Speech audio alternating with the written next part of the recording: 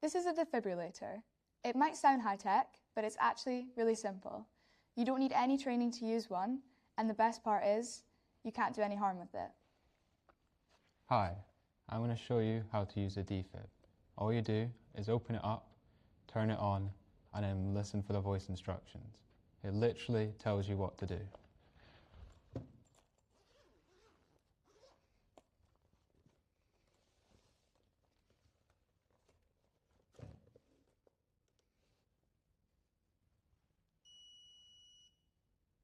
Call emergency medical services now. Adult mode. Follow the voice prompt calmly.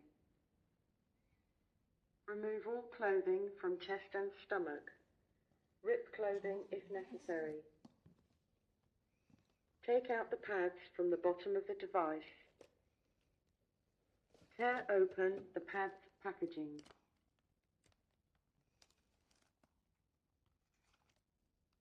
Look closely at the picture on each pad. Peel off the pad labelled 1 and stick to the bare skin of the patient, exactly as shown in the picture. Peel off the pad labelled 2 and stick to the bare skin of the patient, exactly as shown in the picture. Press the pads firmly to the bare skin of the patient. Do not touch the patient.